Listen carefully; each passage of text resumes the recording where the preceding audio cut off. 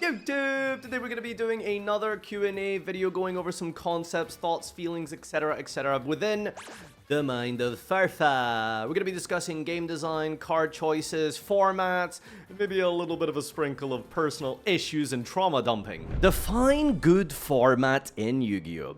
Well, if this was a question that someone had the answer to, this would just be the greatest game in the world. In fact, it's very simple. We all know what the exact answer to this is. It is interaction.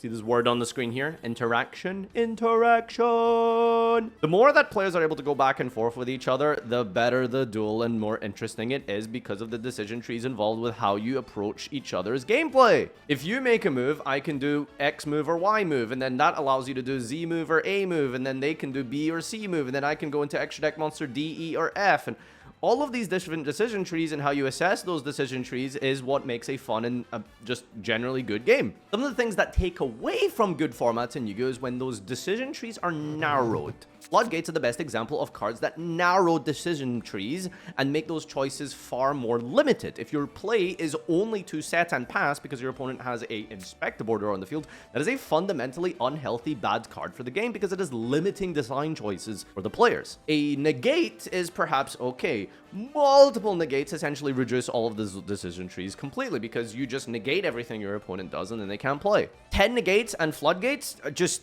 two sides of the same coin. You're not getting to play the game. Combo deck or stun. Floodgates, Droll and Lockbird, Shifter, Maxi, these are all lingering card effects that limit your decision trees significantly. So the more that Konami can focus on proliferating more decision trees and exaggerating and inducing all of these decision trees to become out through their deck design, then we can have a great, fun, awesome time. Very easy to say in concept, but in practice, we'll see. Melissa asks, how big is it? Well, generally in recent years, people have come to the conclusion that there's just so many powerful engines within Yu-Gi-Oh! That the card count naturally sort of evolves into a state where higher card count is actually better because of the dilution of garnets and engine requirements you might have in your deck, but also maximizing the amount of engines and pushes your deck can do via those crazy powerful one-card combos like Engraver, the Millennium Engine, etc, all of which coming together inside of a deck naturally makes it bigger than it was perhaps 5 to 10 years ago. But as a famous philosopher once said, 40 versus 40, gotta love to see it. We are talking about deck size, right? Is it funny because it sounds like a deck? This was the highest upvoted comment, by the way. What interesting concepts like Mimigo special summon on the opponent's side of the field, the Salad extra link summoning? Actually, it's called reincarnation summoning according to the anime and Link Friends episode 44. I made that episode number up. I made that origin up. I think it might actually be something to do with the Far Eastern concepts of reincarnation and how the Link monster comes from the ashes, hence the fire archetype of Salmon. I'm making that up. But probably. But maybe. But maybe not. But probably. But probably. But would you like to see in a future archetype? Alright, well, I guess this is a good way to end off the video since 90% of you watching are going to immediately click off when I say this, but get your knives out. Are you ready? I think pendulum summoning rules should go back to how they were irrespective of the Link Zone requirements, and Genesis format specifically should have allowed pendulums to be played in the way that they were before rather than outright removing them. Another interesting concept that I would like to see is going second changes to Yu-Gi-Oh! I think that Yu-Gi-Oh! Should have one normal summon per main phase, and I would like to see way more cards in the future designed like Zeus and Typhon. I actually think Typhon shouldn't have the summon restriction on it.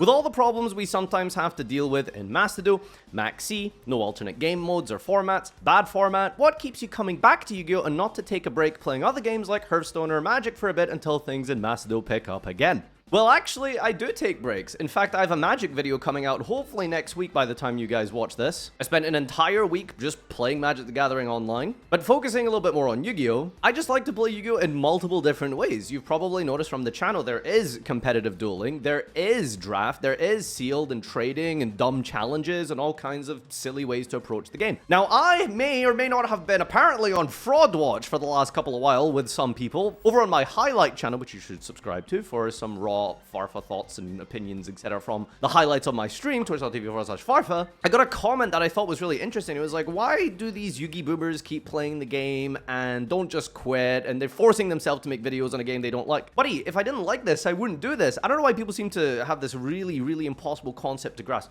You can criticize something, but still like the thing you criticize. I know, it's insane, like 4,000 billion communist deaths, Venezuela, iPhone, etc. But you can criticize criticize society, but still want to partake in it. I think modern Yu-Gi-Oh! For the most part, at its core concept fundamental level, is a great game. I'm about to do a rated stream after this. I hit Master 1 this month for some reason. I don't usually do that because of how much I like the format. I love high competitive Yu-Gi-Oh! But I also think that there's a lot of issues with it that I would like to see fixed. But that doesn't mean I hate it. I just think that they should do something about the power level. I think they should probably do something about floodgates. I think they should do something about lingering card effects. I think they should do something about one-card combos. But ultimately, at the core of it, it's a great game. I don't keep making videos on this game if I hated it. And you know what? There will probably be more Burning Abyss videos in the future. How many atoms are there in a molecule? I don't know if this is like how many hairs are in a beard type situation, but fun fact, my first ever degree that I attempted anyway, I dropped out after the first like 4 months or something, was theoretical physics. So the subatomic particles are protons, electrons, and neutrons. And then further than that, you have quarks, and within them, there's 5 subatomic particles. I made that up. I don't know. It's been a while. What was your dream job, career as a kid, and do you think you'd be happy now if you were in that field? When I was a child, I actually really wanted to be in the military. I thought it would be so cool to join the infantry, the paratroopers, go around the world, saving people, helping people out. Then you realize as you grow older from a political perspective, corporate greed is something that has pawns in the government that are forcing the young working class to go out there, and you know, we don't need to get into the details.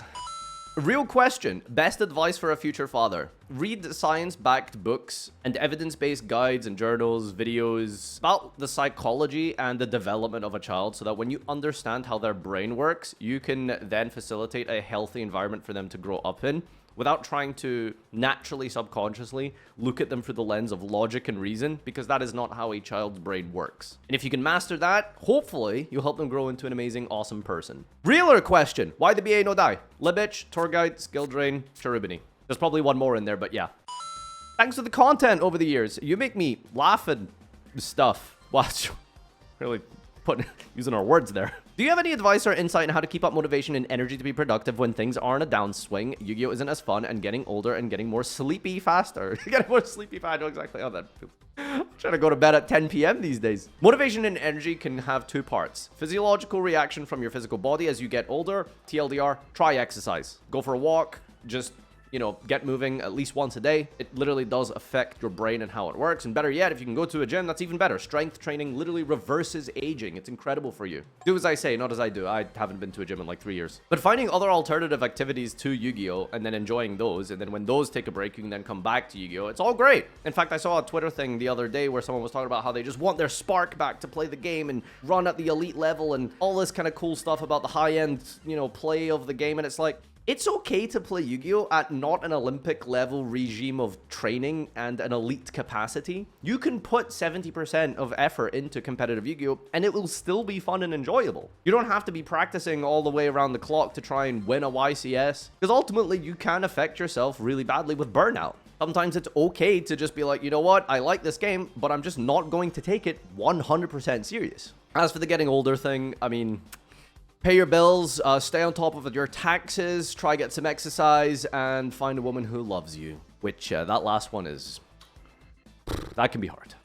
What is your personal method and take to deck building? Personally, I always just add the whole archetype and file down from there, but I'm open to more suggestions. In the day and age of so much information being proliferated through all of social media, people constantly are falling into this trap sometimes in Yu-Gi-Oh! Where they are always trying to reinvent the wheel. You don't need to do that. A lot of people have already made that leap for you. When you find a deck that has just come to the TCG or Master Duel, there has been, at this point, by the OCG, plenty of dedicated deck builders to try and make that deck good. My take and my advice is the best thing you can do is just take a deck list that has won a tournament, that has topped an event, and just work backwards and reverse engineer. Take something that is proven to be successful, literally just fully net deck. From there, you can adapt it accordingly, based on the metagame of your locals, your regional, and then based off of more testing and how you read other cards and see if you can come up with other combos and lines within that specific archetype. I think way too many people just try to start fresh and deck build completely blind from the ground up and then come up with the lines themselves and then...